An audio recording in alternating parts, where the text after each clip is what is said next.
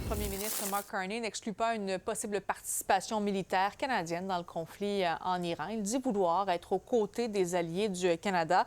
Pour mieux comprendre, on va faire le point avec le professeur titulaire en sciences politiques à l'École nationale d'administration publique et spécialiste des questions de défense, Stéphane Roussel. Bonsoir. Bonsoir, Mme Rivet. D'abord, qu'est-ce qu'on doit comprendre, finalement, de cette décision-là de Mark Carney de vouloir aider ses alliés? Ben, vous remarquerez qu'il est resté quand même assez vague et ambigu un peu sur dans cette déclaration-là. Hier soir, quand je l'ai entendu pour la première fois, je concluais, comme bien des gens, que c'est une manière de dire que le Canada va s'engager dans le conflit aux côtés des Américains, ce qui est absolument... C'est un suicide politique de tenter de faire ça.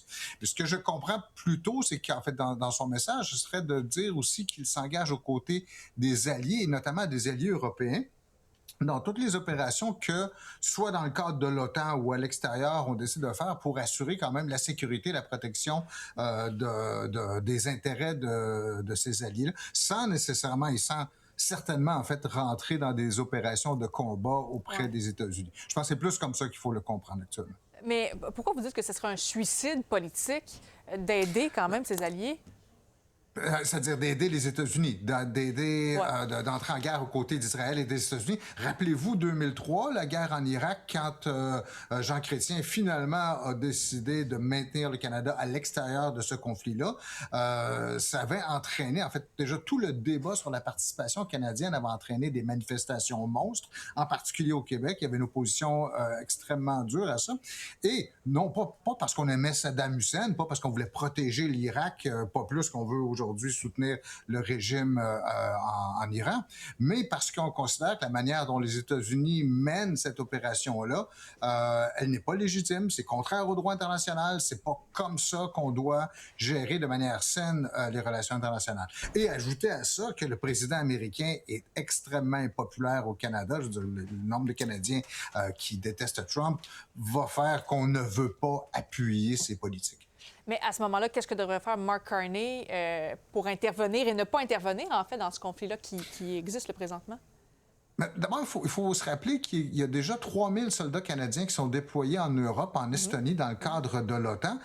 Ces soldats peuvent jouer un rôle important pour dissuader la Russie de s'en prendre à l'Europe, mais c'est que en se déployant comme ça dans différentes missions, soit qu'on permet aux Européens, ou on pourrait dire même aux Américains, on les soulage de certaines tâches et qui, eux, peuvent vaquer à d'autres occupations. Pour les Européens, ça veut dire donc assurer la sécurité de leur transport maritime, s'assurer aussi ceux qui peuvent être la cible d'attaques de missiles ou encore d'attentats terroristes, de prendre les moyens pour se défendre. Donc, c'est un peu, si vous voulez, c'est beaucoup plus de soutenir les autres ou de les remplacer si ça semble nécessaire, que d'engager directement des soldats canadiens. Je pense pas qu'il soit absolument question d'engager quelques soldats que ce soit dans des missions de combat ou des missions qui seraient même dangereuses actuellement. Mais par contre, peut-être juste nous expliquer, là, si, finalement, il y a des militaires canadiens qui vont dans cette région-là pour aller aider, par exemple, les États-Unis et Israël, est-ce qu'on pourrait tomber dans une troisième guerre mondiale? C'est à quel moment qu'on dit comme ça y est, tout le monde est impliqué, puis ça devient une troisième guerre, là?